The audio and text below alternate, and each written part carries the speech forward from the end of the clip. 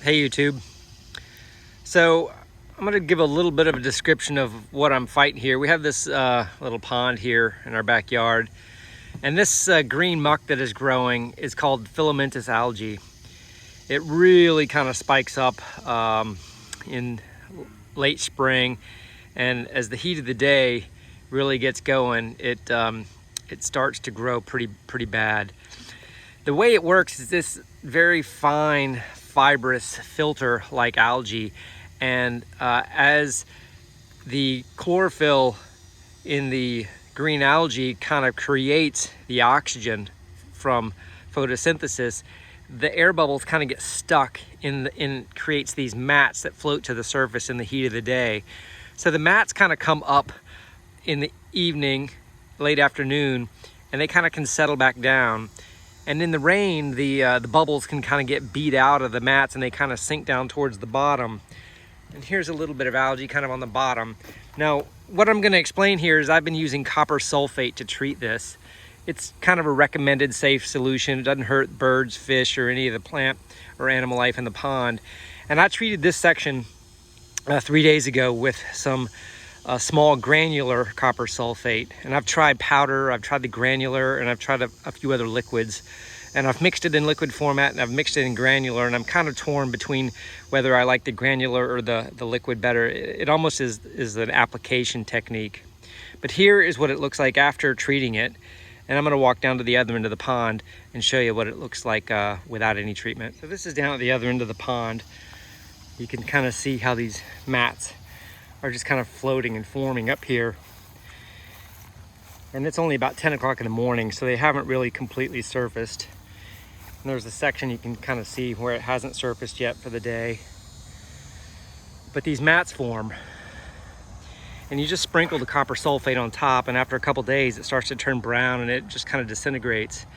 So you kind of see the other end of the pond that I've treated. It looks much better. Filamentous algae, copper sulfate. It works and it's safe. Highly recommended. Here are a couple of the products I've used. I've used other ones in the past. This Cutrine Plus is a pretty popular brand, and you can see its ingredients there. Its active ingredients is copper ethanolamine complex. This is a chelated copper, and I'm not sure I love this yet.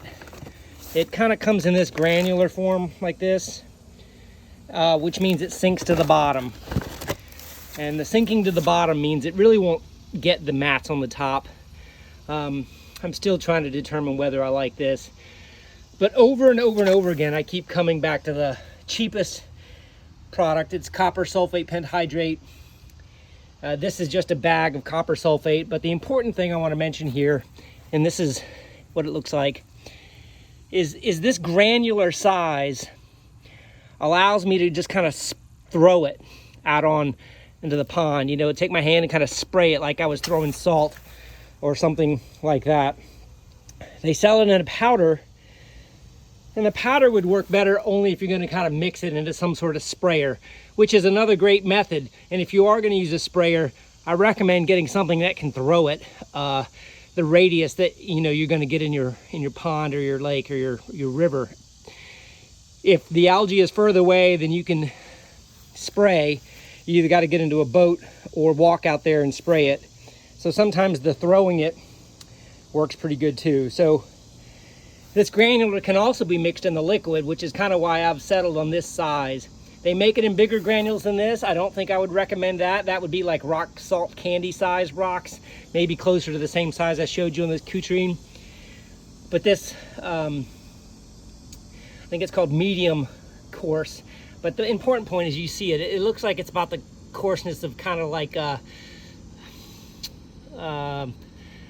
big salt crystals. Not fine iodized salt, but like, kosher salt or something like that.